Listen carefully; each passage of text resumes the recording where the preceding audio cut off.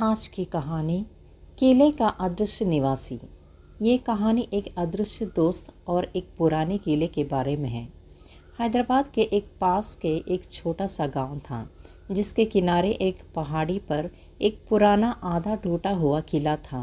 गांव के लोग कहते थे कि उस किले की दीवारें में आज भी राजा के सैनिकों की रूहें पहरा देती थे। आर्यन का एक फोटोग्राफर था जिसे पुरानी इमारतों की तस्वीरें खींचने का शौक था। एक दोपहर वो अपनी कैमरा किट लेकर उस किले के पास पहुंचा। आर्यन किले के अंदरूनी हिस्सों की तस्वीरें ले रहा था। धूप बहुत तेज थी, लेकिन किले के गलियारों के अंदर अजीब सी ठंडक थी। जब उसने एक पुराने गलियारे की फ़ोटो खींची और उसे डिजिटल स्क्रीन पर देखा तो उसके हाथ कांपने लगे। खाली गलियारे की उस तस्वीर में एक परछाई दीवार के पीछे छिपी हुई दिख रही थी, लेकिन जब उसने अपनी आंखों से सीधे वहाँ देखा तो वहाँ कोई नहीं था।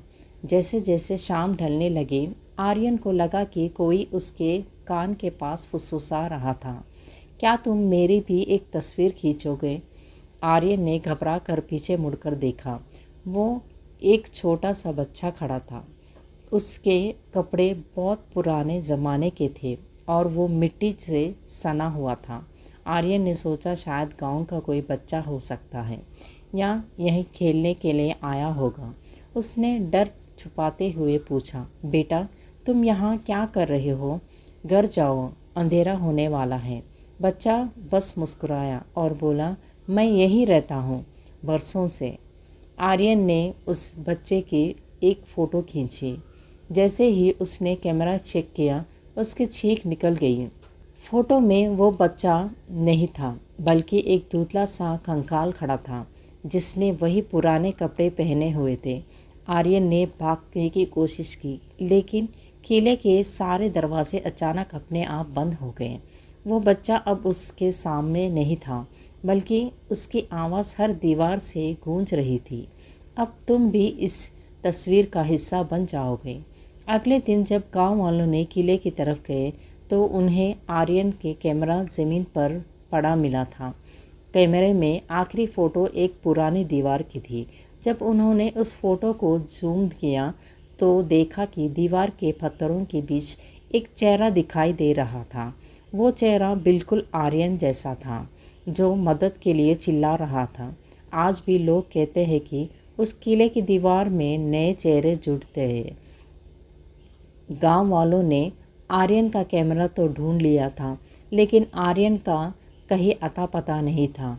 गांव के लोग डर के मारे किले से दूर भाग गए, लेकिन आर्यन का छोटा भाई वरुण, जो अपने भाई की तलाश में शहर से आया था, इस बात को मानने को तैयार नहीं था। वरुण उस कैमरे को लेकर गांव के एक पुराने तांत्रिक के पास गया। तांत्रिक ने फ़ोटो को गौर से देख लिया और कहा, ये किला जिंदा है। ये दीवारों की खामोशी को भरने के लिए इंसानों की रूहों को पत्थर में चुन लेता है।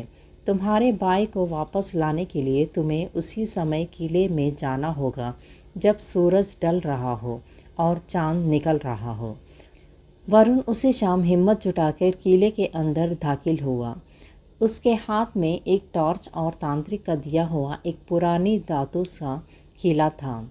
जैसे ही वो उस गलियारे में पहुंचा जहां आर्यन गायब हुआ था, उसे दीवारों से रोने की धीमी आवाज़ें सुनाई दे रही थी। लेकिन वरुण, यहाँ से भाग जाओ, वो तुम्हें भी पकड़ लेंगे। ये आवाज़ आर्यन की थी। वरुण ने टॉर्च की रोशनी दीवारों पर मारी। उसने देखा कि दीवार के पत्थर की हिल रहे थे और उसमें से आर्यन के हाथ बाहर निकलने की कोशिश कर रहा था। तभी वही मिट्टी से सना हुआ बच्चा वरुण के सामने आ खड़ा हुआ। उसकी आंखें अब कोयले जैसे काली थी। उसने कहा, उसे मत छुओ, वो अब मेरा खेल का साथी है। अगर तुम उसे ले जाना चाहते हो तो तुम्हें अपनी परछाई यही छोड़ जाना है। वरुण ने देखा कि उस बच्चे का साया ज़मीन पर नहीं, बल्कि दीवार पर टेढ़ा मेढ़ा रेंग रहा था। वहाँ साया धीरे धीरे वरुण के पैरों की तरफ बढ़ने लगा ताकि उसे जकड़ सके। वरुण ने तांत्रिक की बात याद रखी। उसने वो धातु की कीलें निकाली और पूरी ताकत से उस पत्थर के बीच ठोक दी जहाँ आर्यन का चेहरा दिख रहा था। जैसे ही कीला पत्थर में घुसी, पूरे किले में एक भयानक चीख गूंजी। वो बच्चा धुएं में बदलने लगा और दीवारें फटने लगी। धूल और मलबे की बीच से एक हाथ बाहर निकला और वरुण ने उसे कसकर पकड़ लिया।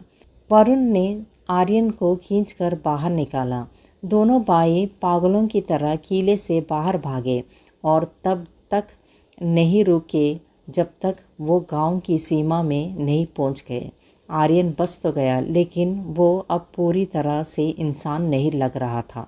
उसकी त्वचा पत्थर जैसी सख्त और ठंडी हो गई। जब वो चलता था तो उसके शरीर से हड्डियों के टकराने की नहीं, बल्कि पत्थरों के रगड़ने की आवाज़ आती थी। आर्यन घर तो वापस आ गया था, लेकिन वो अब एक जीता जागता पत्थर बनता जा रहा था। उसकी आंखों की चमक खत्म हो गई थी और उसका शरीर धीरे धीरे भारी होता जा रहा था। वरुण ने देखा कि आर्यन की हालत हर गुजरते घंटे के साथ बिगड़ती जा रही थी। जहाँ भी आर्यन का हाथ लगता, वहाँ की चीज़ें ठंडी पड़ जाती। तांत्रिक ने चेतावनी दी थी, किले ने उसे छोड़ दे दिया, लेकिन उसकी रूह का एक हिस्सा अभी भी उन्हीं पत्थरों में दबा है। अगर 3 दिनों में अंदर वो हिस्सा वापस नहीं मिला तो आर्यन हमेशा के लिए एक मूर्ति बन जाएगा। तीसरी रात आर्यन का आधा शरीर पत्थर का हो चुका था। वो हिल भी नहीं पा रहा था। वरुण ने तय किया कि वो अकेले उस किले के पास जाएगा और उस दीवार को पूरी तरह नष्ट कर देगा जहाँ से आर्यन निकला था। जब वरुण किले में पहुँचा तो वहाँ सन्नाटा नहीं था। हवा में हजारों सैनिकों की मार्च करने की आवाज़ आ रही थी। वही बच्चा फिर से सामने आया, लेकिन इस बार वो बहुत बड़ा और डरावनी लग रहा था। उसने कहा, तुमने मेरा खिलौना छीन लिया, अब मैं तुम्हारा घर छीन लूँगा। वरुण ने देखा कि उस दीवार के पीछे एक छोटा सा चांदी का तबीज़ दबा हुआ था, जो तांत्रिक की कील लगने से बाहर आ गया था। वो ताबीज़ उस किले के पुराने राजा का था, जिसने अपनी सेना को अमर बनाने के लिए उन्हें दीवारों में कैद कर दिया था। वरुण ने जैसे ही उस ताबीज़ को उठाया, सारी रूह उसकी ओर झपटी। वरुण ने बिना डरे उस ताबीज़ को पास में जल रही आग में फेंक दिया। जैसे ही ताबीज़ आग में पिघल रही थी, पूरे किले में एक ज़ोरदार भूकंप आया। वो बच्चा और वो अदृश्य सैनिक राख बनकर हवा में उड़ गए। दीवारें टूट गई और सदियों पुराना वो श्राप टूट गया। उसी पल घर पर सो रहे आर्यन के शरीर में जान वापस आने लगी। उसका पत्थर जैसा सख्त शरीर वापस नरम हो गया और उसने एक गहरी सांस ली। अगली सुबह वो किला पूरी तरह से मलबे में बदल चुका था। आर्यन अब बिल्कुल ठीक था, लेकिन उसके सीने पर अभी भी एक पत्थर जैसा निशान बाकी था। गांव वाले कहते हैं कि उस पहाड़ी पर अब कोई रूह नहीं भटकती।